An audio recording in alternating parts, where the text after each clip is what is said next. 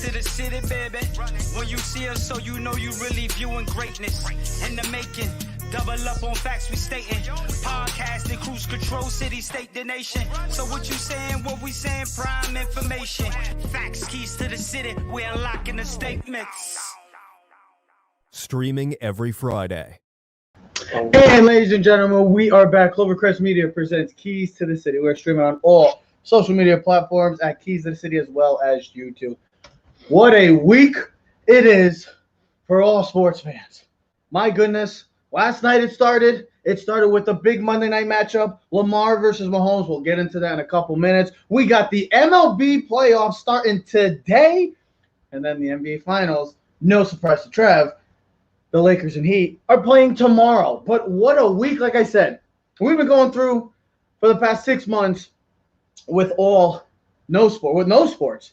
Now, we got a new Stanley Cup champion. Congratulations to the Tampa Bay Lightning, the first team to win during this entire pandemic. And now we got the NBA Finals. We got the MLB playoffs. Let's bring in the Joseph Aguirre to join us right now because it is postseason time. And we thought, look at this. We've been talking about for a countless amount of times that we all thought, well, baseball looks like it's going to be over. Baseball, it looks like it's going to, no bubble. They look like they're going to be in trouble. Well, guess what? What I said, we're going to get through the season. You guys were right. We are now in September 29th. Almost about to be in October, and we are hitting postseason baseball. Starts today. Starts actually in, I think, an hour. 2 o'clock. No, 2 o'clock. I thought it was a 12 o'clock game. I thought it was a 12 o'clock game. I thought it was a 12 o'clock game. The Twins are playing first. All right. The Yankees play at 7. The Athletics and White Sox play at 5. See, I gotta have them correct me on something sometimes. You know, what's shocking is the game's on ABC. ABC. No, and that is ESPN, kind ABC of and a ESPN. shocker. Enough of the TBS crap. Oh, you don't like TBS? I do not like TBS. Well, first of all, it used to be Tom Brenneman, and it would be like John Smoltz. And I just didn't like – you watch a certain game, and there's a certain feel to it, and I just don't enjoy it. Well, how are you going to feel watching these games today with knowing that there's going to be no fans? Is that going to be all right for you? Are you going to deal with postseason baseball like that? Yeah. Okay. I'm just making sure. But they could do fans. If the NFL could do fans, they could do fans. What do you think about that, Joe? Do you think they should be doing some sort of kind of fans like what the NFL is for baseball? Why You think they should incorporate some sort of fans in this? No. I don't think that's necessary. I don't like any of this. I don't like the expanded playoffs because, well, I mean, not for nothing. Did you see when Carson Wentz got booed in Philadelphia? I mean, that was a pretty conscious decision made by their people to do that. The PA stuff, yeah. The guys that's pretty impressive. I don't know that I would want. I mean, just think about it. Some schmuck in some stadium somewhere is going to do something that might, in some way, I'm not interested in that. I don't need it. I'm bothered by the fact that on home runs, we can't. It's hard to tell. It's hard to tell because you don't have the people. You can't even gauge where the ball is going to. So having fake cutouts, that doesn't do anything for me. So it really doesn't. There should be a percentage of people. If the NFL could do it in certain states. Now, of course, this is all state-governed regulations. But if your state will allow it, they should allow the fans, and they should do a portion of it. And I think when they do go to the bubble, it would be great. Like if they're going into Texas, they should allow a certain amount of fans. Anybody can go to the game. I think it would be great for baseball to have some type of percentage of fans in the stands instead of the cardboard cutouts and some goof up in the stand pressing about. Boo! So let's get into it. Under different circumstances, this is going to be a postseason unlike anything maybe we will ever see in our lifetime. Yeah, we have the basketball playoffs. I'm talking about baseball right now. It's something that it's going to be different. You got to think about it. The bubble was small. They're in stadiums, so they're going to be in throughout this entire season in empty stadiums with cutouts. So no matter what happens with this postseason, doesn't matter who the champion is, it will always be a year of I don't know. How do you feel about this? If the Dodgers won or the Yankees or the Rays, teams like that, they won. Would you think Would you think at the end people would still always mark it kind of like an incomplete because of the factor of what everything went on and just it being a shortened season Well, how would you feel about that? No, I mean, because Teddy, what's the point of even playing if all you're going to do is like, well, it was the 60-game season. I've already seen, where DJ LeMahieu, well, it wasn't a full season where he won the batting title. I mean, come on. Why did you play if you were just going to throw asterisks on everything or do an expanded playoff for? I mean, if this is just a one-off season and you're just doing it for fun, then don't count the stats or whatever and say that. Did Shane Bieber's 8-1 record not count to his career stats? No, right? Or we just put that in a separate category. No, everything is real. Everything counts. The awards are real. We'll understand later on down the road, 50 years from now, hey, there was a certain thing that occurred throughout the world, and it threw a wrench in the system. But guess what? We move forward. They still had a season. Last night, you just said it. You started the show off. Tampa Bay, first team to win a championship. It's a real championship. They held the Stanley Cup. It wasn't a plastic thing out of a Cracker Jack box. No, I know. All right? That's what it's about. If the Lakers win a championship, it will be a real championship. Yes, there's no fans, but at the end of the day, 5-on-5, 9-on-9, pitchers, pitching changes, everything that goes into the game is going to be the same. The only difference is there's none of us losers sitting in the stands screaming our brains out drunk. That's it. It's still baseball. It's still played with 9 innings. There's still 27 outs. Nothing changes. Unless there's a double header, then it's 7. This was my favorite stat of the week. Luke Voigt is the first player since Babe Ruth in 1920 to be the only player in Major League Baseball to hit over 20 home runs in a season. He's the only player in baseball to do it. Yes, no one else hit 20. That's the first time since Babe Ruth where Babe, one guy with more than 20. And I'm glad you brought up a Yankee because we're going to get into that right now. And that's one of the big major components going into this postseason is a guy like Voigt, who's been massive, has stepped up to the challenge of losing Stanton, losing Judge, Hicks being out for a couple of weeks. Who? Glaber, Urshela. You've had, the list. It's just, you see a guy like him step up again, coming up big for us throughout the year. Him and DJ are 2 MVPs coming into the postseason offensively. Do you think he could have hit 50 this year, Joe, if it was a real definitely could have hit 4. I definitely think he could have hit at least 40, 45. He was Wouldn't you love to see him? Look, his numbers over a full season as a Yankee, I believe he had 49 home runs in his first 162 games of actually being in the lineup. So, does that mean an automatic 49-50? No, but I mean, if this guy stays healthy and he hits like he was hitting, there's no reason to think you don't have another 40 home run guy to this already impressive lineup. The Yankees, hey, this is it. This is what we were hoping for. We were hoping for better things. Yankees going in a little up and down. Cold, I would say right now, losing the series to the Marlins. I know Joe might not think it's a big deal, but anytime you lose to a team like the Marlins, it is a big deal. I told him I thought it was a big deal too. That's because what I'm saying. You want to go in playing. You want to go in, and this is a team that is very talented from top to bottom. That should be one of the odds-on favorites to go in, along with the Dodgers and the Rays as well.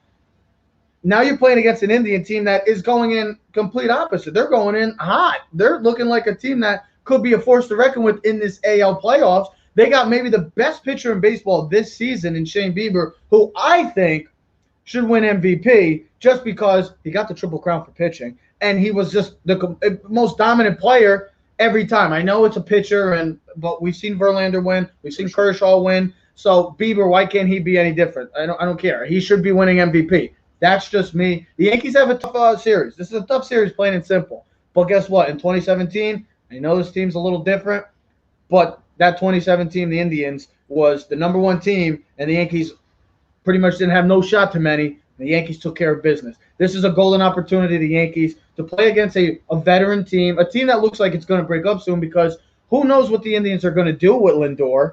I mean, I don't know if they're going to be able to sign him. He's going to want a big contract. He deserves it. But they got a tough pitching matchup as well, and we know how the Yankees are against great pitching. Bieber and Carrasco, 2 games. That's all it could take in this series. And the Yankees got to get out to a quick start. That's my biggest concern is the Yankees getting out to slow starts recently. The Yankees need to jump on Bieber. The Yankees need to jump on Carrasco. And Cole needs to be Cole. This is what we signed him up for, right? This is what we paid $324 million to supposedly the best pitcher to some. This is what we wanted him for. This is what we've been waiting for. And this is what we always use as an excuse the past couple years. and I know we all have. So don't disagree with me, either one of you, because we have used it as an excuse that Yankees didn't have pitching. Well, they have a nice 1-2-3 going into it. Tanaka, you know how Tanaka is in the postseason, and Happ quietly has had a pretty impressive season, as you see. I mean, I know it's 2-2, but 3.47, 3.562. I mean, right there, this is a matchup of great. Look at the ERAs. If anything is showing on that screen right there, it means it's going to be a low-scoring affair, maybe in this series, which I don't know how I feel about that with the Yankees because of the way they play their game and the style of play. I'll tell you one thing. Though, you look at the difference between the aces on both staffs compared to their second and third starters. They're such a significant. I know they are, and so is Tanaka. And I'm not knocking them, but you look at the top two guys. That's why this game is so important today at 7:00. Cole versus Bieber, because this is a 3-game series. This is not a normal 5-game set. Can't lose the first one. You lose the first one. Oh, yeah. You're elimination game 2, and it puts that much more pressure on Tanaka. Now, do I have confidence in Tanaka? Yes, but I'd rather have the 1-0 lead with Tanaka and have to worry about Happ in game 3. Just because you know his history. He's a great postseason pitcher. Joe, I mean, if you had to, I say that it's the Yankees getting out to a quick start. If you had to tell me, one of you guys, what would be your biggest thing going in, or biggest subject going in for the Yankees in game 1? You got to score runs. Got to score some runs. You got to score runs, and you got to score them in key situations. We can't look back tonight and say we left 12 runners on the base paths. Yep. Can't happen. Now, you might only get 12 base runners the whole game on the base paths. That's what I'm saying. This combined, matchup, especially with these two guys. And listen, you don't know. You look at Bieber. He's going to win the Cy Young, 8-1. He was the best pitcher in baseball. Triple Crown. Without question of doubt this year. Could he have a bad day today? Absolutely. Could Cole have a bad game? Absolutely. But sometimes in baseball, you got to make. I think this is what Cole's made for. But you got to make this is me. I think Cole's more made for the postseason than he has the regular season. But you have to make your opportunities as a baseball player. You might have to go. You might have to bunt tonight. Everything might not be swing away and go to the fences. It might have to be move around. They just got to play smart. And Boone, and I always get on Boone's got to make the right decisions. And I think he made the right decision. You don't have to make the right decision if your players execute. That's what I'm saying. I think he made a good decision right off the bat by starting Kyle Hishigawa over Gary Sanchez. I know it sounds crazy because Gary, when he's on, and he's one of the best, if not the most talented catcher in the game. But Kyle Hishigawa is a better fit with Gerrit Cole. And if you need that clutch hitter, like you said, down in like the 6th or 7th inning, a DH man, guess what? You could call up Gary that you need if you wanted to. You have a player that can hit a bomb. I just want to it would not be a clutch at bat because we know Gary's not clutch. It would be more like, hey, we're down 2 with 2 outs and you need a home run. You can bring his bat. Clutch, I wouldn't use him. And I think that's not the worst thing to do, Joe. I don't think it's the worst to have Higgy go first, start it off with Cole, and then bring back Gary in game 2 if you wanted to. I mean, he's definitely starting game 2. Are you opposed to Gary's definitely starting game 2? Are you opposed to Higgy starting game 1? I am not, because obviously when you look at the numbers, you'd be an idiot not to start Higgy and Cole. That combination seems to work out extremely well. He's pitching to like a 1 ERA when Higgy's behind the plate, 3.87 when it's Gary Sanchez. So it's the smart move to make. And it does give you that big bat off the bench. And there's a good chance this one's 0-0 in the 8th inning if these two guys both do their things. And yeah, then at that point, it might be nice to have Gary's bat to come into a key situation. You find the right matchup. And we'll see what happens. But, yeah, and I agree with you, Teddy. I think, for sure, game 2, Gary's back in the lineup, and he's back behind the plate. Absolutely. And I would assume the way this series will go, he'll be in game 3, too. Who's the one guy that needs to step up the most for the Yankees? Ted Start. You have to pick one guy. If you have to pick one guy. It's not one guy. This has got to be a complete team effort. But I'll go with what you said earlier in the season. It all starts with LeMahieu. If he can continue what he's done all season and get on base and get, Judge at 2, and he's able to, listen, when not with the open base, DJ's on first. Now there's not an open base. You got nowhere to put him. You know what I mean? For me, it's got to be Judge or Glaber, because you look at those two guys as the 2 best stars of the Yankees. It's not Stanton, and I know we want it to be Stanton, but it's got to be Judge and Glaber. These are your housemaid. These are your housemaid get. I mean, this is what you want. Your building blocks, yeah. These are your building blocks. DJ's going to do his thing, so I'm not worried about DJ. But he's the tone setter. If he's not on base, I think it puts much more pressure on everyone else. And I think, but what you're asking, the question was, who do you think's got the most? And it's got to be Gleyber or Judge. Those guys have to produce to the expectation that we all have from all three of us. Okay. We have Judge as an MVP candidate. That was my MVP candidate for the AL. Okay. Boy, could you guys been any more wrong? I had Mookie Betts in the NL, and look at his stats. He had a really good season. He was good too. Okay. But you asked, and it's got to be Judge and Gleyber, and maybe more Judge because of the season of him being hurt and the expectation for all of us for him to be the Babe Ruth, to lead this team to a championship. All right. 6'6", 250 pounds, all muscle, plays a great right field. When are we going to get some clutch at bats and some home runs and the things that we expect on a daily basis? The way people talk about Mike Trout, even though I know Mike Trout doesn't have the clutch gene. But where is it? Joe, where is that clutch gene? Who do you got, Joe? Well, everything you said is right, Ted, but I think all of the pressure and the one guy who can literally carry this team, and I think in the press will be expected to, and if he doesn't, all you're going to hear about is his failings, and that is Aaron Judge. This is and always has been Aaron Judge's team. He's missed a lot of time. He's always been there for the postseason. He's got to have a big one. Because here's the thing. Look, LeMahieu's going to hit. Voigt's going to hit. So now the question is can Judge deliver? I think you're right about Gleyber. Gleyber's had a rough year. He could really redeem himself. This could be a big opportunity for Stanton and for Gary Sanchez. You come through with a big home run in a series like this. You think back to like 96 and 97 and the 98 seasons where, Tino Martinez and Cecil Fielder in 96 were fighting over the first base job. It was a big home run in the postseason by Cecil Fielder. He actually ended up taking that job away from Tino Martinez. People kind of forget about it. And then in 98, Tino turned his fortunes around with a grand slam off of Mark Langston. So this is the postseason, and this is the way it works. You're gonna forget if Giancarlo Stanton hits a grand slam in the seventh inning. They knock Bieber out of the game.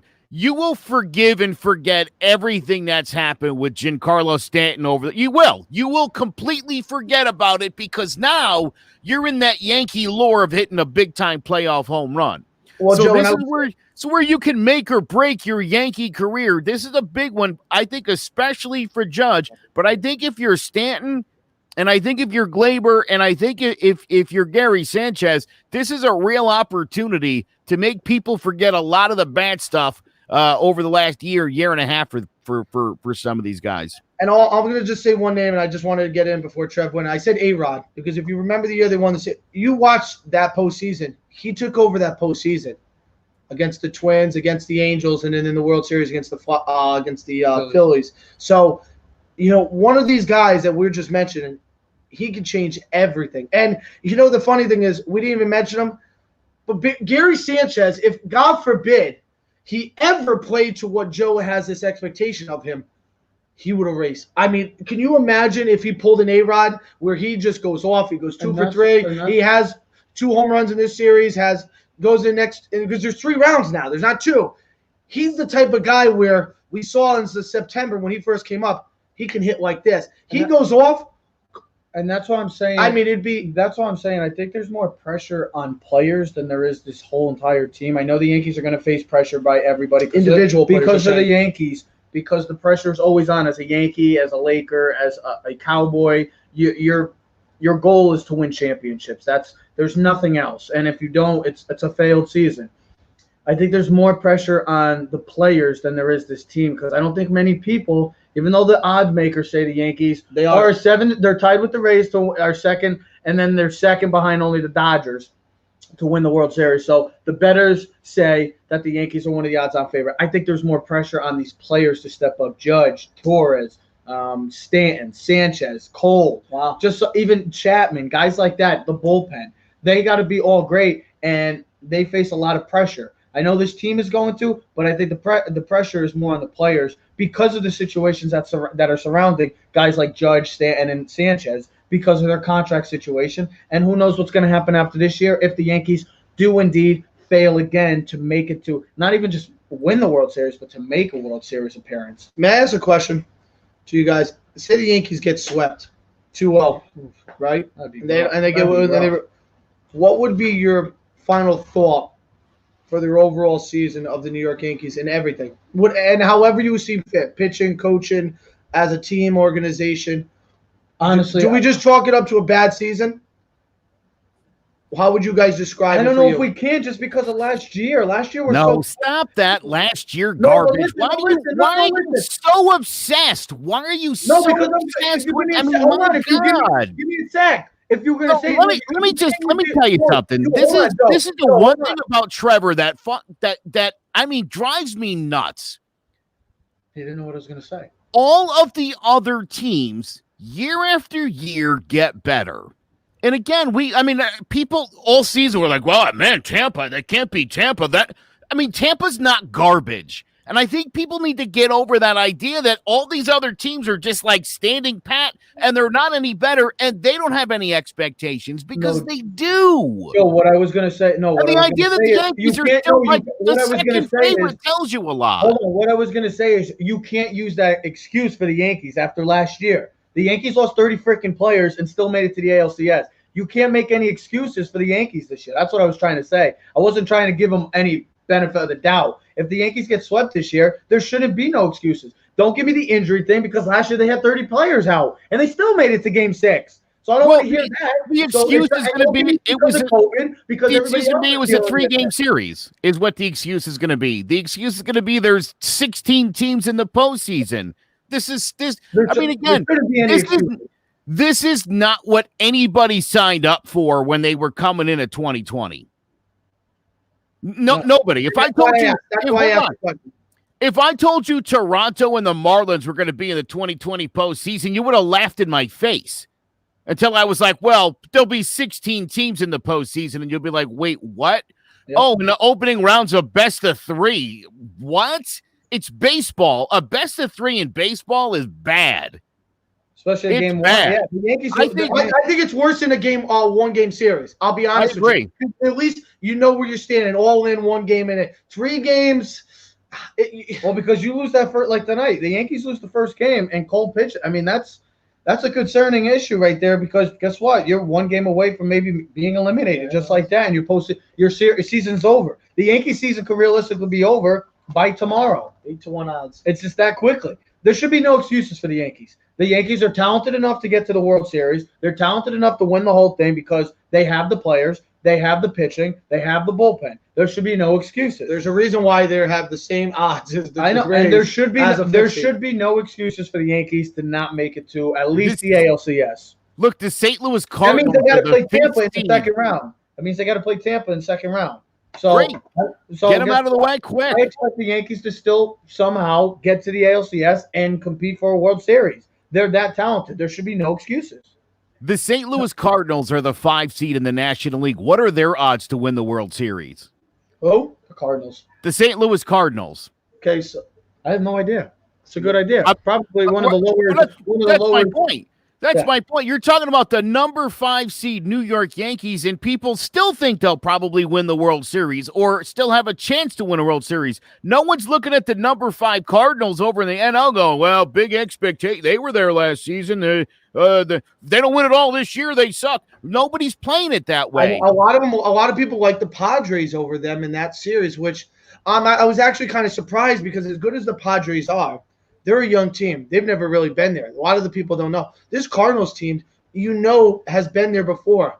So the expectation for me would be like, don't count the Cardinals out. They're a nitty-gritty team. It always finds a way to squeeze by and win those games that you don't expect. The Padres are the newcomers, the new kids on the block. They don't know how to win it. You have to learn how to do the Braves last year.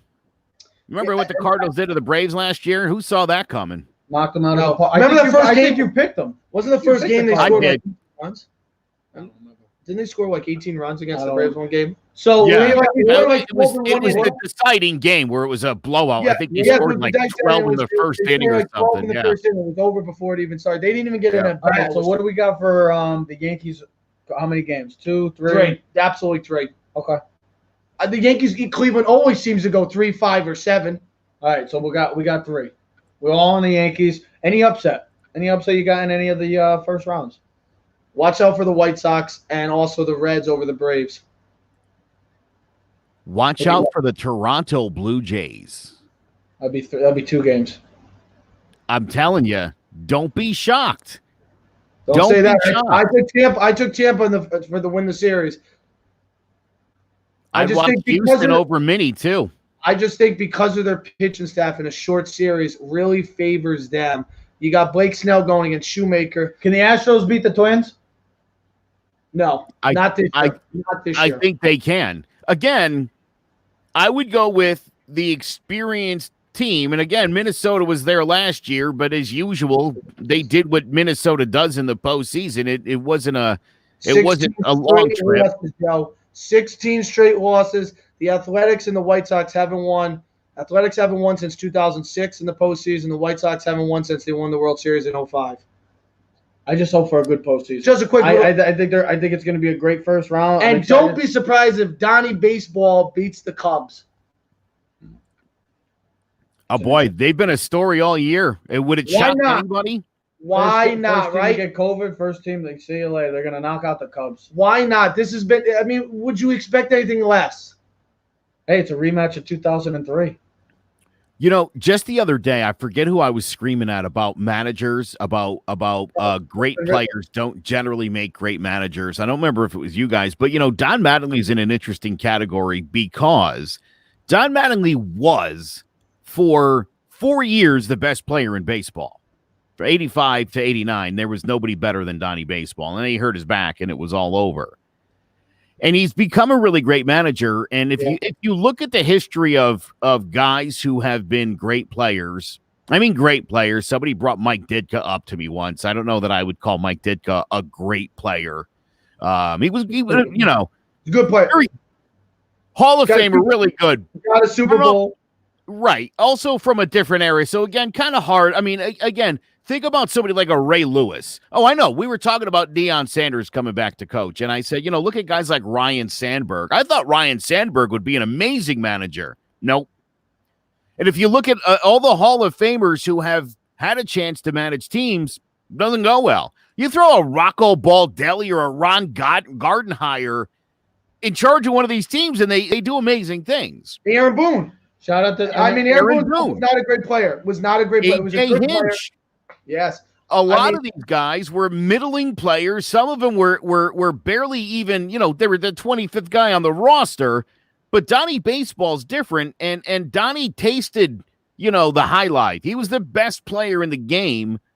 Then he also became a struggling, aging veteran, got an unceremonious send-off after 95. So Donnie Baseball's sort of seen it all. He lived it all in his career. And now to be a manager and to do the things that he's done, first with the big market Dodgers and now with the Marlins, gotta say, he knows what he's doing. Give him credit.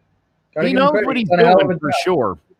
So, I mean, I'm hoping for a great baseball postseason. It starts today. Yankees at 7 o'clock tonight. I can't wait. Cole versus Bieber.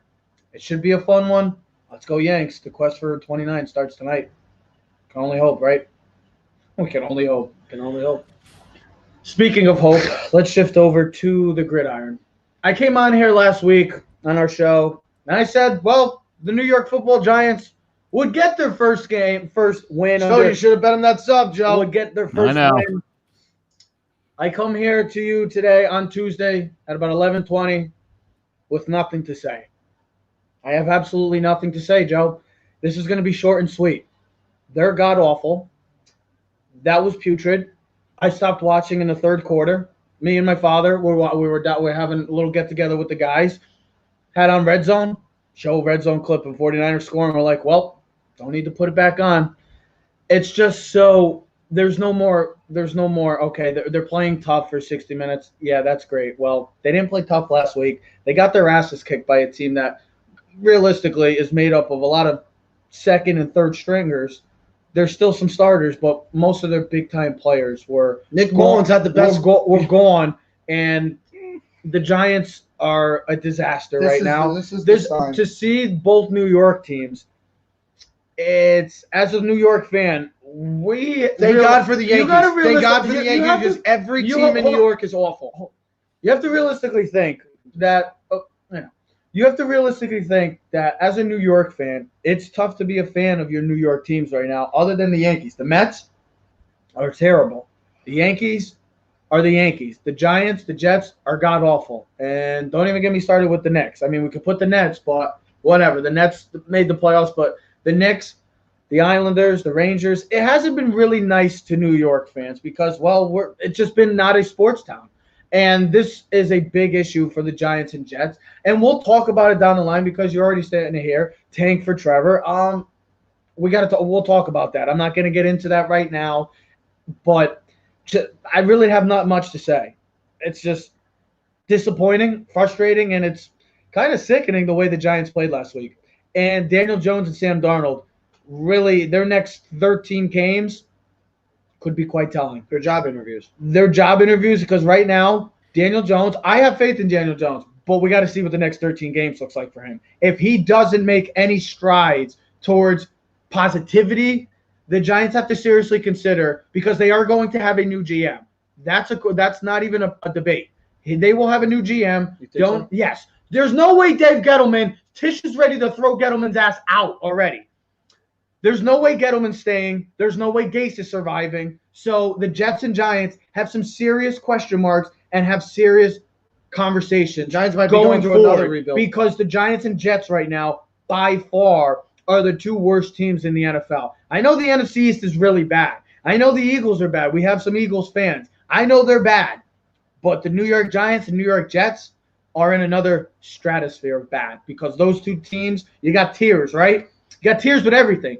The New York Giants and Jets are at the top of the tier for, I shouldn't say top, they're at the bottom of the tier of worst team in the NFL right now. They are horrible, both of them. They have major issues going forward, and they have some serious conversations to start maybe figuring out, because the Giants' schedule doesn't get easier this week, and they got to play the Cowboys. Realistically, the Giants could be 0-6, and it just doesn't look good. The Jets haven't even given a chance to even play this year. It looks like they just quit on their whole coaching staff, and Darnold's getting killed. It just doesn't look good. It's a job interview for Daniel Jones and Sam Darnold. They have serious questions. God almighty. The Giants, if you look at the game, there's no really words to describe this team right now. You want to be like they were awful. No, Sunday's game, you don't. It was just disappointing. And you look at, I sent you the picture, Joe, last night. Giants the other night, 20 minutes and 16 seconds of time possession. That's their lowest since 2006 when they played the Saints. I think that was a home game when they got killed at home. It was late in the season, like week 16, if you remember that game. I don't remember. Well, I think we watched that at Ralph's house. Reggie Bush went wild. They scored like 47 points on the Giants. Couldn't even tell you, bro. But that's a problem right there. So you're not maintaining time of possession. But you know what else? You look at this offense, 31st in total offense, 31st in scoring offense, last in rushing. Our best rushing play is a quarterback sneak. Third down defense is last. Giveaway second. We got 7 turnovers in 3 games. It's definitely a problem. Daniel Jones' opportunity to hold on to the football is a big problem. At first you're like, hey, he's a rookie, makes mistakes, but that's like the first year. It's getting to a point where it's a chronic disease, and it has to be corrected. And I think with this team, and what we really have to look at is, I think it's not. I said it to Dad the other day. It's not the Giants. It's an organizational problem. This team, this organization has a problem. They have a losing mentality. They're not willing to change. They're not willing to adapt. They're the same old. I don't think they have an identity. I don't think they have an identity. There's their same old New York Giants team from the 60s. Okay, they got an owner who's cheap, and they got and they got to hire the same people. It's like, hey, that's Joe's cousin. We got to hire Joe's cousin, even though he's not. We got to hire him because he's part of the Giant affiliation. Dave Gettleman had. What is it? He had ties to the Giants organization. Really? Who gives a crap? Where has that guy in the Giants organization? You're awful. You have been awful for a long time. Take those friggin' 2 lucky Super Bowls that we happen to beat the 2 greatest teams in the Patriots. This team has been one of the worst franchises in 30 years. Because if you remember the Giants in the 90s, they were awful. Okay, they were awful. Their draft selections were awful. I can go back and look at all of them. They were awful. Ron Dane, bust. Okay? And that's just one of the guys that pops on my head because he was a big name. Then you get to the 2000s. Okay, we get Eli. But you look at Eli's first couple of years. They weren't that good. Then they had veterans. This team has no identity. There's Are no we jumping organization. ship on DJ too soon yet? No. Because I said this last week, and everyone wants to jump on me, or you want to jump on me.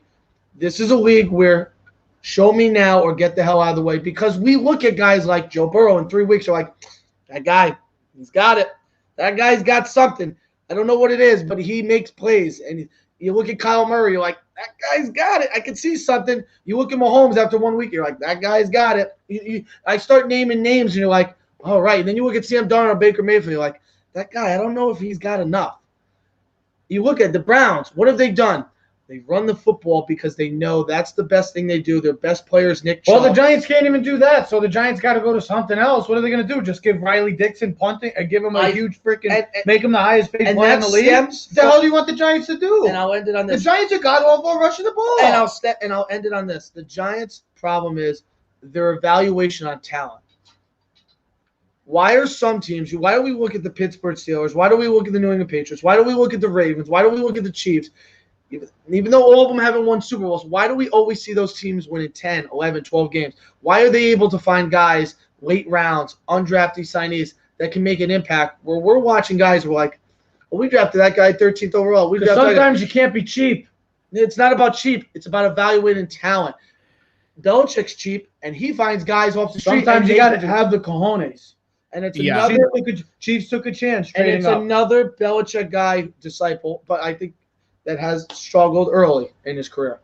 Sorry, Joe. Go ahead. Let me say a couple things. Number one, I take no solace in being right about how bad the Giants were going in the last week. I got from a lot of people were like, what kind of Giants fan are you? A realistic one. I mean, I saw what I saw, and I saw this team getting what I saw.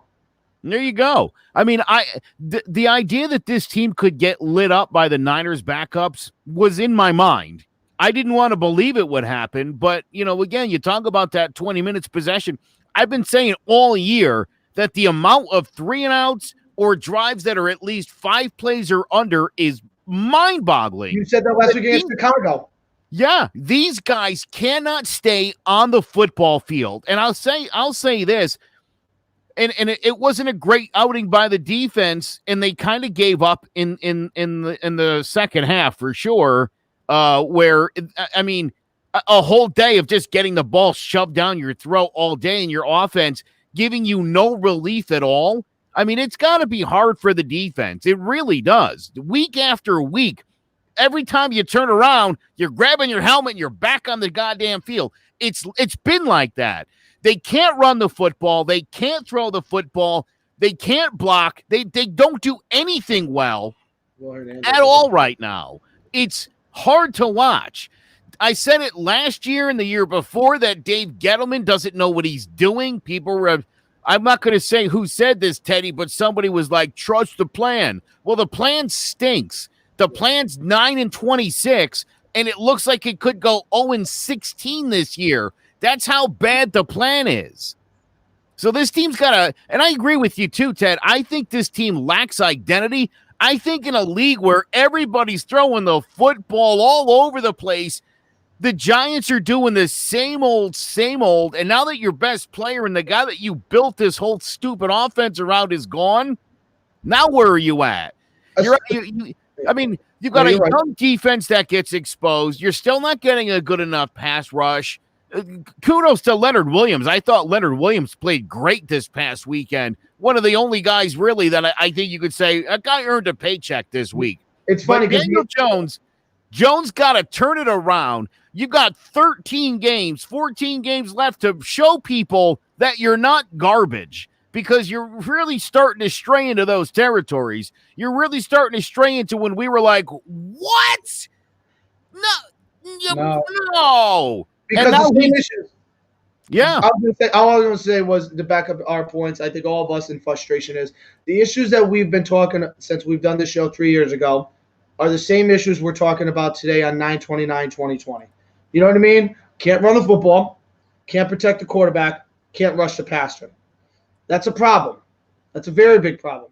And that's why we're in the hole we are in. And, the Giants are not the worst team. The Jets are the worst team because at least when the Giants step on the field, they have talent. They're just not executing, okay? You could say there's a Golden Tate, there's a Darius Slayton, there's an Everett Ingram, there's that guy. You go to the Jets, you're like, you don't even know their receivers. Unless you're a Jet fan, you don't know. Do you know who do you know who Barrios is? He's a wide receiver from University of Miami. He was like an undrafted, small little white guy, quick, right? But you don't know anyone. Le'Veon Bell, he's hurt. They hit on their left tackle. That kid Becton, he's good. He will be there for the next 10 to 15 years. He will solidify the left side of the line. Sam Darnold has greatly regressed. Now, you can blame the coaching staff. You can blame the talent. I can blame it all. It's funny because good players can turn and make great players better. It's funny because, like I see on Twitter all the time, Sam Darnold will have a horrible game, but they'll show the highlight of his amazing play, and they're like, "This is why Sam Darnold's great." Okay, give me one play of give me one out of 70 plays, and then you can tell me he's great. Okay, that's fine. If you want to do that, I'll do that with every quarterback. I'll do that with every quarterback. Let me put it this way: if the Giants and Jets put their teams together, they still would suck. Yes. If you put their team together and you put the best 11, Sam Darnold's early season regression. Honestly, Joe, I have no words to say about both New York teams because they're both god awful. They're both going to be fighting for maybe the number one pick this coming year. And realistically, it's a possibility that they might be moving on from their quarterbacks. We don't know. There's still 13 games left. But right now, both of these New York teams, Joe, are horrible. If Adam Gase loses on Thursday night against the Denver Broncos, who are also 0-3, he will most likely be fired. That's the same with Dave Gettleman. I don't see Dave Gettleman. If the Giants start off with 0-6, 0-7, there's no way Dave Gettleman's even making it to the bye. No, the Giants will never make it. Steve Tisch is – there's already – I know, but this organization – when you got a guy saying, we got to get this guy out of here. Got to get him out of here. When did he say that? There's already reports. Don't you look on Twitter? You're always on Twitter. Yeah, I've seen that Adam Gase is on super thin ice right now. Tisch was done with Gettleman in the offseason, and they gave him a chance. Mara said, no, we'll give him one more. What else do you have to give the guy? What's going to be funny? I feel bad for the guy because he's an older guy, but it wasn't working. It's not. It hasn't been. They're 9-26. The Giants need to move on. The Jets need to move on. Both of these New York teams. Because the Giants get the old guy. Can we get a new 40-year-old guy that's like our president? Can we get someone that has relative of what's going on in the last 20 years? Not what happened 40 years ago. That'd be nice. Need something new and innovative. Be different. Can we get off the negativity? I'm sick and tired. I will tell you. Today's a good day. You got postseason baseball. I will tell you and this, we're talking too much about the damn Giants and Jets. Yeah, I'll tell you that's negativity. I'll tell you what's funny is Adam Gase got Joe Douglas the job for the Jets GM. Imagine if Joe Douglas now has to fire the guy that got him the job. Oh, good. Get his ass out. Breaking news, as you saw. Yeah, I mean, Sam Darnold, we'll see what happens. But year 3 hasn't looked good for him. I know the team has looked horrible. That's the first positive test all season. Yes. Breaking news, the Tennessee Titans closed the facility today after multiple players and personnel test positive. I think it was 3 players and 5 personnel. The first player, so that game against the Steelers, which is also a 3-0 versus 3-0 game, could be in jeopardy of playing. Also, the Texans and who are the Texans? And the Vikings also could be because both teams play. Because the Vikings played the Titans. Vikings have 0 positive tests. Well, who knows what happened? The Vikings have closed their practice facility for the day. It happened. For the first time this week, 2 games in the NFL in jeopardy of not making it and not playing, performing. Don't know how the schedule will work out for that. But there's your breaking news. My first test of COVID-19 has impacted the NFL, and it's in the here's the thing. As long as it doesn't hit the whole team, and it's not that you could still make it the game on Sunday. Let's talk. But what I will say this, and I'll end it on this. So, I wonder if they would skip a situation where it did occur. This would be your bye week, and the bye week would be your play. If you could you would reschedule the game if they had similar bye weeks. I don't know if that's even a fathom possibility, but maybe a thought. Can I get into the good now? Because there has been some really good play in the NFL, and it again. The quarterback. We talked about this last week, our top 5 quarterbacks. I think Lamar Jackson took a step back. Kyler Murray's out, and Josh Allen, another hell of a performance. Jared Goff looked good as well. Dak had a good game, but find a way to lose again. Typical Dak. Anyways, Carson Wentz has been really bad as well. I think we know the top 3 now. Right now, if you look at Josh Allen right now in the NFL, Yes. top 5 quarterback, the way he's playing, yes. Absolutely. Sign me up for it. He's the fourth best quarterback if I behind had to- Rodgers, Wilson, and Mahomes. But if I'm going to do the top 2 quarterbacks right now, this is plain and simple. This is Russell Wilson versus Patty Mahomes. We saw Patrick Mahomes last night tear up to the best team in the NFL in the first half with 4 touchdowns. And then you saw good old Russell Wilson doing good old Russell Wilson things and torching the Dallas Cowboys defense for 5 touchdowns. But the question is, if you had the number 1 pick, who would you take? Take Russell Wilson? Would you take Patrick Mahomes? What team are they playing on? If you were starting a franchise, Ted, do you have I to would make- only take Mahomes because he's a little bit younger, but I mean, I think essentially you're getting the same guy, just one's a little bit younger. Yeah, I think Russell's got a little bit more athleticism. I think he's a little more savvy. But I'll tell you one thing. I told Trev I still think Russell's number 1 right now because I would love to see what Russell would do with the Kansas City offense. Put Russell Wilson on the Kansas City offense with Andy Reid I as the think play Seattle call. has a good offense. It's not. I'm I know not that, it's knocking them. Kansas City, But but look at Kansas City. You look at Clyde Hilaire, right? Yep. You look at Travis Kelce, right? Then you look at Hardman and Tyreek Hill and Sammy Watkins. It's like, all right, you got three 4x100 relay guys on the outside. You have a tight end who's a mismatch with every guy in the league. Then you have a run back who doesn't go down on first contact and can catch the ball just as good as anyone else in the league. And you have a play caller, innovator coach with Eric Bieniemy and Andy Reid, no better in the league, all right? And you have a good offensive line. Flip it to the Seattle. You have a poorly offensive line. You have DK Metcalf, who's a very good, talented player. Reminds me a little bit of TL, a younger TL. well, he made a TL move the other day. But who's their number 2? Oh, you got Tyler Lockett, nice player, but it's not the same level as a Tyreek Hill. Who's their tight end? I know who he is. I'm not acting stupid. Greg Olsen, but Greg Olsen's a little old, don't you say? He's doing half the games in the booth when he's on the bye weeks. So Patrick Mahomes could do it. and anywhere. Pete Carroll's their coach, and they're a defensive Patrick line. Mahomes could do it anywhere. He's I know, but he's put that Russell damn Wilson good. in that They're offense. they both flourish. I think Russell's playing at a much Patrick higher Mahomes- level Patrick- right now. Right now, he's playing at a higher level, Russell Wilson. But that is not a snark at Mahomes, because watching the game last night, you're like, every time you're like, yeah, Baltimore's I'm going to starting win. to get a feel. Mahomes is that good. There is a different tier right now with Russell Wilson, Aaron Rodgers, and I have to put Rodgers in that category, Aaron Rodgers and Wilson and Mahomes, than everyone else right now. Lamar last night looked normal, if that's even the right word to use. He looked normal. He didn't look great. He only had 97 yards passing. He looked lost. He looked like the guy that was like, and that's the first year. That's always going to be his greatest knock is the ability to develop into a better passer. Here's my thing. I know it's only been 3 weeks, but I'm starting to really see like the good teams, the teams that are going to compete for championships, and the teams that are good but are just not there. I do not consider the Saints a good team. Even with Michael Thomas back, I think Alvin Kamara has came up to be maybe the best running back in the league right now. He's taken that role. But the Packers look legit. The Seattle Seahawks look legit. It looks like those two teams are on a quest for the NFC title game.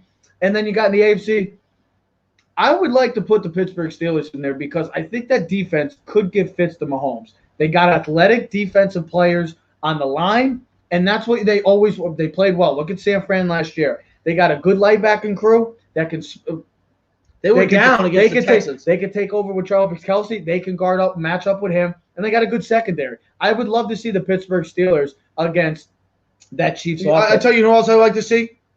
Even Buffalo. I'll put Buffalo. I'll put Buffalo in that conversation too. And you know who Andy Reid does not want to face in the playoffs? It's Belichick.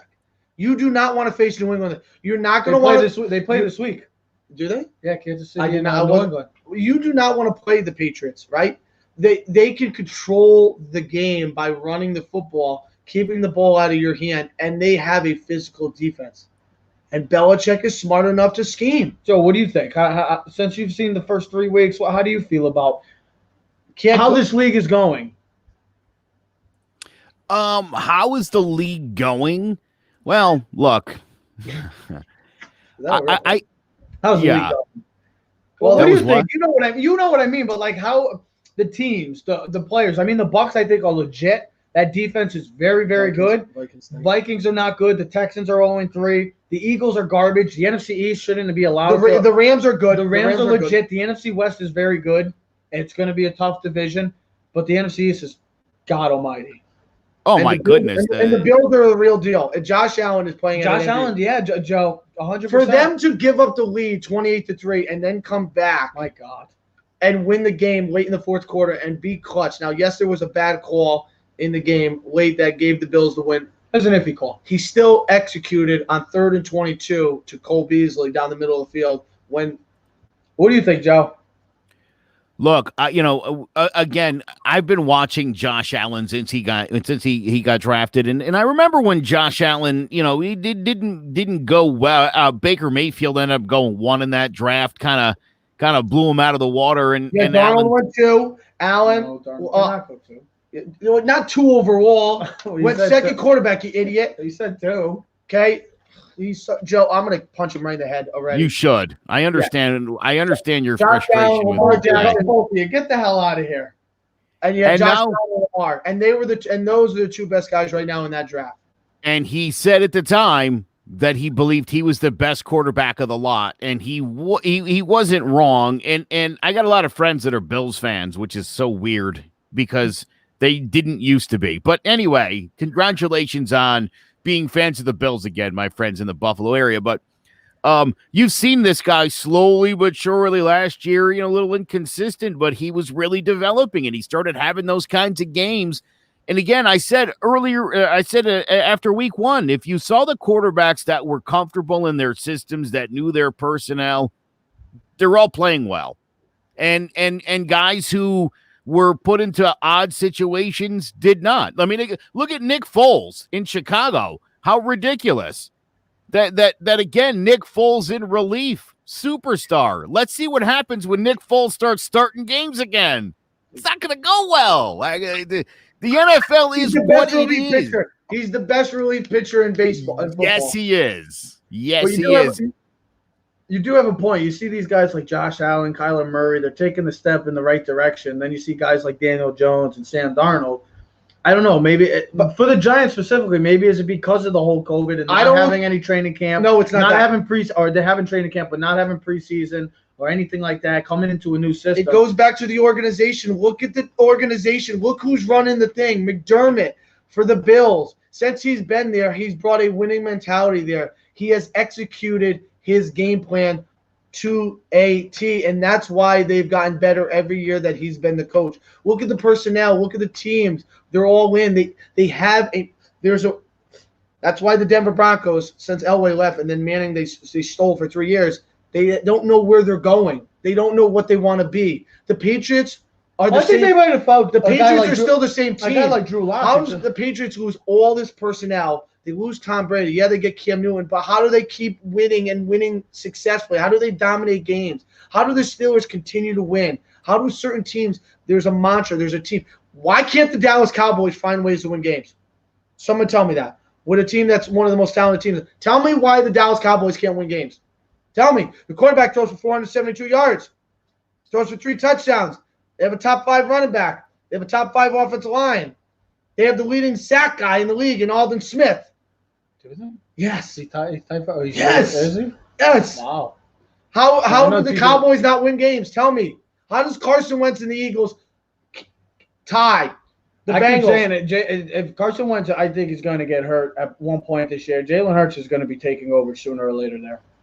I'm not saying full time, but I think Jalen Hurts is going to be in sooner than we all think. Why are some teams continue to lose? The NFC is garbage. It's really bad. And the thing that's even worse is the Giants are only 1 game back.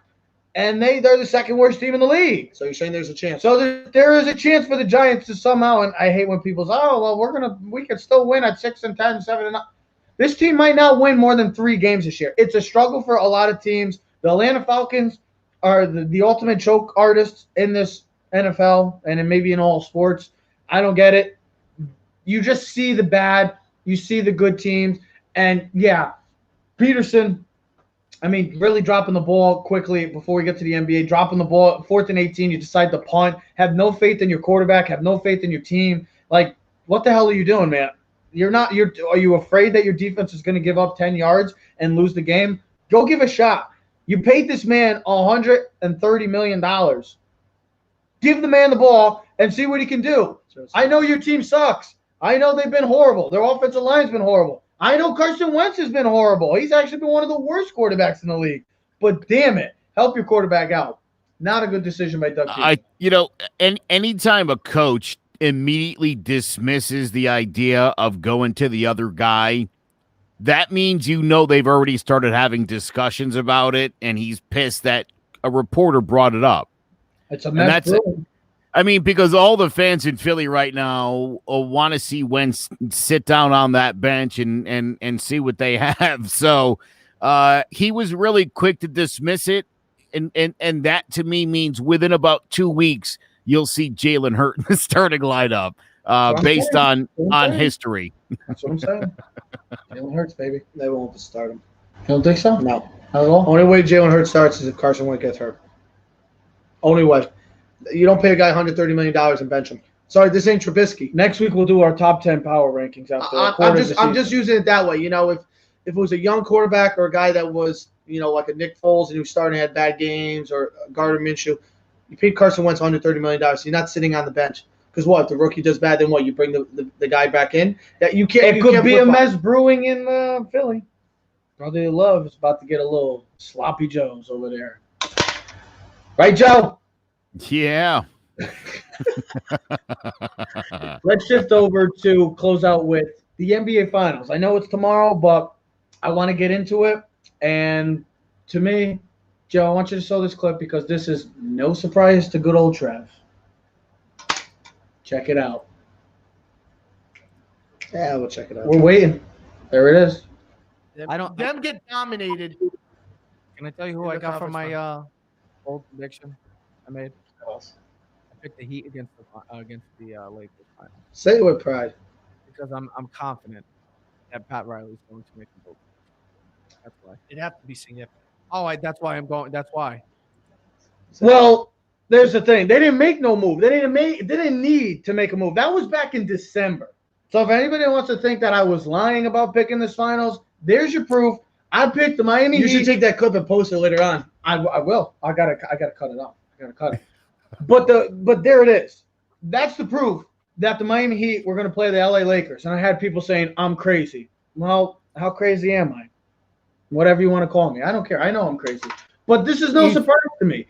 I really did believe that the Heat were the best team in the East because of the balance, because of the tenacity, because they had a go-to guy in Jimmy Butler, and this organization. Oh, we've been talking about organizations all throughout the day, so let's continue the trend. This organization is one of the most well-run organizations, if not the most well-run organization in the entire league. Do you know Pat Riley has been in the finals for 4 generations? I mean, now 4 decades. It's just fascinating. As a player in the 70s, a coach in the 80s. It's fascinating to see what the Heat have done. And Jimmy Butler, bravo, because I said this when the Heat signed him. I loved the signing from the start. Everybody's like, why is he calling there? He must not want to win. Well, he's going to the NBA Finals. Minnesota, hey, Philly, how are you guys making out? Who was really the problem? Not Jimmy Butler. No, the organization. I know. Who's running the show? But those young, because you got Jimmy Butler. You got to give credit. Jimmy Butler is a killer on the court. Pat Riley is the best. I know, but coach GM the NBA has ever seen. I know, but I also think about coaching the Lakers in the 80s, the Heat in the 90s, but Jimmy and Butler, now as a president, to be able to lose LeBron and Dwayne Wade and Chris Bosh and to retool, get young talent, make trades, bring in Gordon Dragic, draft Tyler Hero, bring in Jimmy Butler, bring in Andre Iguodala, who's been to 6 straight NBA finals. Okay? Don't forget about Bam. I said you draft Bam, you look at the personnel, and to be able to bring the guy, Eric Spoelstra, who was running video coordination for you, to have him come through the ladder and be a coach, and be a good coach and a great coach because he outcoached the Celtics. Brad Stevens. I couldn't think of the name. I was drawing a blank. And that's what makes it why Philly and why the T-Wolves are the way they are, because you got guys like Ben Simmons and Joel Embiid and Karl-Anthony Towns and Wiggins that are young guys, very talented, but They don't have no heart. They don't care about it. They're not like a Jimmy Butler. You see a Jimmy Butler. Why can't it be the coach? And it's got to Well, start from the top. the coaches were terrible too. But still, when you have a guy like Jimmy Butler who has that killer mentality on and off the court, he wants that. Look at Well, his then why story. didn't he have it in Philly? Why didn't he have it in Philly? Because Philly, look at Philly right now. Look at the Philadelphia 76. They're a mess. We got Ben Simmons worrying about trying to make a jump shot or dating Kylie Jenner. That's why I said it's Joel Embiid. Then Joel Embiid is worried about taking shots like Steph Curry when he should be in the post, dominating, going 30 and 20 all throughout every game. That's why it stems from the organization. And that's also the player too. Like, you should know your strength. And that's why Jimmy Butler decided to make a bold move and a smart career move for himself to get paid. And also now he's in the finals because of the Heat. They're so respected around the league and well-deserving.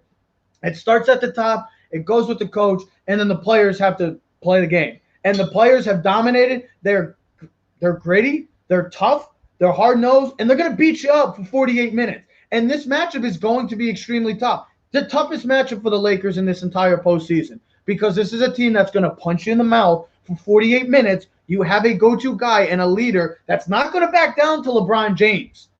That's the big thing as well. Jimmy Butler does not fear LeBron James. He does not have problems with LeBron James. He'll go toe-to-toe with him. It's like a Kawhi thing. He'll go toe-to-toe with him. He doesn't get scared when he sees the 2-3 lettering. He doesn't. And then you got Bam against Anthony Davis, which should be one of the most fascinating matchups in this entire finals. The key for me is plain and simple. It's not going to be LeBron because LeBron's going to do his thing. It's Anthony Davis and Rajon Rondo. And I wanted to say this, and I haven't been able to, but Rajon Rondo is almost as valuable as Anthony Davis because of his leadership ability, his defensive prowess, and he's been making clutch shots. I know Anthony Davis is the second best player on this court in this entire series, but Rajon Rondo's leadership, his experience, he's been just as many finals to everything, maybe other than LeBron in this finals. So I know people might say I'm crazy, but they also said I was crazy with the Lakers and Heat finals. I also think we have to start giving LeBron even more credit.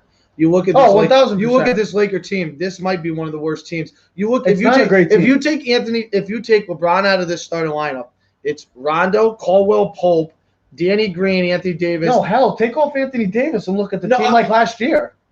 But I know what you mean. I know what you mean because this is the same. It's like the Pelicans. Yes, it's the Pelicans. It's the Pelicans team. I know that. Joe's gone. He vanished. He doesn't want to talk to us anymore. Bye, Joe. Oh, he came back. I see what you're trying to do. What are you playing? Hide and seek? No, I actually was just reconnecting the StreamYard broadcast to the Facebook page. Oh boy, banned from Facebook. Long story. Nothing I did bad, I swear. Joseph, always getting. But now I think we might be streaming back on Facebook again. Might be. Oh boy. Yeah. Everybody's gonna get to see my NBA Finals preview. They will. They'll have to watch the video later. It's this thing with me and Zuckerberg. We got something going on right now. Now, it should be a fascinating matchup. I love it. I mean, you think about LeBron versus his ex-team, the Heat, Pat Riley, the two Kentucky guys, Bam and Anthony Davis. You got Rondo Tyler Herro, Kentucky kid. Rondo back in the finals. Anthony Davis, can he win the big one? Can he be clutch for the Lakers? Because that's what you brought him here. I think that's who right now they're the best tandem in all basketball. Anthony Davis, they have gelled. I think that's who they should guard Tyler Herro. I think they should have Rondo and Tyler Herro. They have gelled very well. And this is great for the NBA because there's so much. I don't think they could have went wrong with either one with Boston versus LA or the Heat. I don't think you could have gone wrong with either one. Oh, absolutely not. But I just think this series is going to be the best series you could possibly have of all the matchups. I just look at the way the Heat are built. Mm-hmm. They have great depth. They have great starters. They have great coaching. Mm-hmm. They have great personnel. Yep. Their organization. They're all on the same page. They know what they want. They're, like you said, Trev, they're nitty, they're gritty, and they're clutch. They are clutch. Yeah. They take care of business. And the Lakers have had a kind of an easy run. They've won every series by 5 games. So, you beat Portland. I mean, you beat Portland for round 1. The Western Conference has always been the up and running, up tempo type teams. Where you had the Eastern Conference, they were always the punch in the mouth type of team. That's what it's going to be. That's exactly what this series is going to be. The key is, can Anthony Davis continue his success of being that dominant big-time guy? Now, Bam is going to be a struggle because he is a great defender. He's very athletic. He can make plays. What do you got? What do you got for a series? I got the Lakers in 6. How can I pick against my team? The team that has gotten there in the year that they've had. This is a year that they're supposed to win. Let's win it for Kobe. Let's win it for the Mamba. Let's bring her back. Let's bring back another title. Joe, it's gonna be like this. They're gonna be playing. The heat is on. The heat is on, and that's what's gonna happen. The Heat are gonna win in 7. Pat Riley's gonna put another finals ring on his belt buckle. You want to make a bet? Heat are gonna win in 7. If you do, let me in on it because I am with Ted. I have the Heat in 7. The Heat is on, and you know what? They're in Florida. What the hell does that have to do with anything? They're home. They're home. Oh, I know, and so were the Orlando Magic too. And what the hell did that do? Who cares? Listen, Are the Orlando Magic anywhere as good as the Heat? no, not even close. But they were in Orlando. You're making it seem like home court. I know, because that visual fan's going to dictate. It's going to make a big impact. 2020, and the season is going to end in disappointment for Trev again, just like the Yankee season will. Why? Whoa. We don't want the Yankees. We're all Yankee fans. Just like the Giants. Let's relax, Joe. We don't need. Joe, close your ears. We don't need. Ted, you know what shocks me? You know what shocks me is he just showed his brilliance of picking this finals, the Heat and the Lakers. And my favorite part was he said I'm picking the Heat.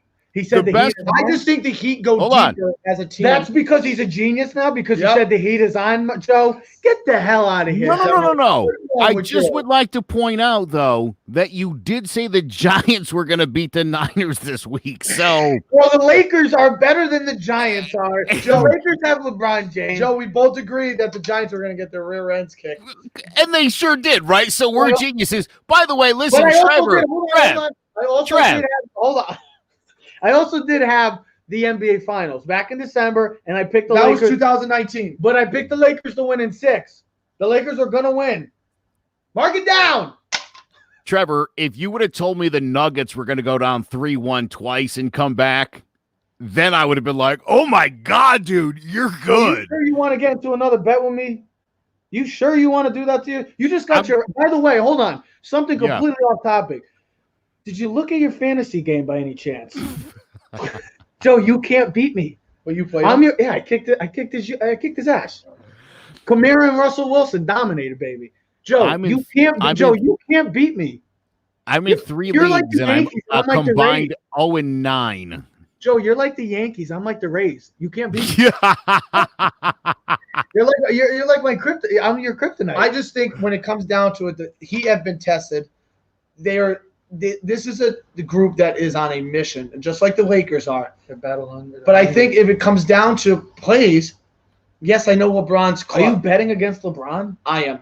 Why? It would be fitting NBA Finals. Good bet. I mean, what's he in the postseason? 3-5? 3-6. 3-6. This is the year of Kobe. 3-7. I'm just saying. The Yankees are going to win. The Yankees are going to win. The Lakers are going to win. The Giants are going to go 13-3. We're going to win the Super Bowl. We're going to be all happy. Spoelstra knows exactly what to do. Put it on the bet right now, Joe. Wait a minute. And then are the Giants also going to win this weekend? I mean, Aaron Donald's going to break the all-time sacks record in the game to this week. Are you going to get the trifecta where all your teams win? Is that what's going to happen? Giants are not beating the Rams. No way. There's no way the Giants are beating. How about this week? The Heat clinched this weekend. The Marlins swept the Yankees. The Miami Hurricanes crushed Florida State. And the Dolphins won on Thursday night. What? The Heat is on. Yeah, but that was the past. The Heat, the Heat's still on, bro. The Lakers are going to win. This is their time. This is it. We're running through the Western Conference. We're taking out the Heat. We're going to put a little water on the Heat because the Heat is off. It's over. Cold. It's cold. It's off. The summer is over. We're moving into fall, boys. You know what that means? The hot weather is gone and the cold weather is gone. The spirit in Florida right now can best be described as infectious. Tampa Bay's in the playoffs. The Marlins in the playoffs. The Buccaneers are doing good. The Dolphins are 1-2. And New York City sports. Which is good for them. The Hurricanes are in the top 10. The U is in the top 10 right now. Man, Miami and Florida. Lightning just won the finals last night. Oh, my goodness. Guys, relax. Yeah, the Lakers are winning. The Lakers are winning. You guys want to both bet me? Please be a guest. Go ahead, Joe. Let's take him. LeBron's Look at that. face in that picture. He just looks defeated. Yeah, he does. Look at Jimmy's like, I got you, bro. Come on, stop this. Just stop. Jimmy's got him, bro. Look, he's like, oh no, here he comes. Look at him. Where's my side eye. on this? Joe, we'll split the sub. We'll split the sub for Trev. And then he's got to buy 2 for. Hold on. Okay, so you guys can each have a half a sub. I'll take my 3 subs already, Joe. Fine. I'm still waiting, Joe. Yeah. I'm still waiting. Joe, let's do it. Again. Don't do it. You're gonna lose again. Listen, I'm willing to pay up the subs whenever you want. You let me know. I'll run some subs down. So we'll hang out. You both have the Heat in 7. Okay, Friday we'll meet at the Weathersfield chicken cutlet place. Want to go Friday? Weathersfield Pizza House. Let's do it. I have to do a show. No. What do you mean no? We'll do it from the Weathersfield thing parking lot as I'm eating my sub. Let's do it. Live from the phones. You guys are killing me. You guys should just go. You guys should just. I want that chicken parm sandwich. You guys should just hang on it. It's cash only. Bro. The heat is on. Yes, it is, Joe. Bye, Joseph. Bye, Joseph. Joseph, as always, thanks, big guy. See you guys later. Well, there you go. That's a good There's your little entertainment for the day. If anybody's having a bad day, just watch Ted and Joe say the heat is on because the heat is about to be put to sleep, put to rest. The Lakers are winning in 6. You guys both said 7. 7 Heat. Okay. Who's your Finals MVP? Damn it, I didn't ask Joe. It's either gonna be AD or LeBron. If I had to pick, I'm gonna go with actually AD. I'm gonna say if they're gonna win, it's gonna be because of Bam. So I'd say either Bam or Gordon Dragic because I think his matchup against Joe, Rondo, if you're there, give us a comment of who you think is gonna be your Finals MVP as well. Well, I love it, Jimmy Buckets. I do love Jimmy Buckets. I love the way he plays. I love the way this series is going to be. I love both of these teams. I'm a big fan of both of these teams. So I'm excited to see it. I'm excited to see LeBron go for another championship, and I'm excited to see the Lakers hopefully win one for the Mamba. Ladies and gentlemen, we are signing off. Everybody enjoy. So much sports going on now. We got MLB postseason starting in just over 2 hours with the Rays and the Blue Jays. No, the Twins and the Astros started off. And then we got the NBA Finals. Game 1 starts tomorrow. And then we'll be back to talk some more NFL football. Don't know. The New York Jets might have a new head coach by the end of this week. We'll talk about that all by Friday. And we're supposedly going to get some subs. So maybe you'll see us on Ted's Eats as well. You can follow us, Ted's Eats. Great food. Oh, we got to go. Great food page. Yeah, we're going. Me, Joe, and then we'll go. We're going together. We'll meet them finally. We will. We're going to go to meet them. But ladies and gentlemen, we are streaming on all social media platforms, Keys to the City, as well as YouTube at Keys to the City. Give us a like, subscribe to us, and enjoy our stuff. Thank you. Clovercrest Media presents Keys to the City. We are out. Yeah. Keys to the city, baby. When you see us, so you know you really viewing greatness in the making. Double up on facts we stating. Podcasting, cruise control, city, state, the nation. So what you saying, what we saying, prime information. Facts, keys to the city, we unlocking the statements. Streaming every Friday.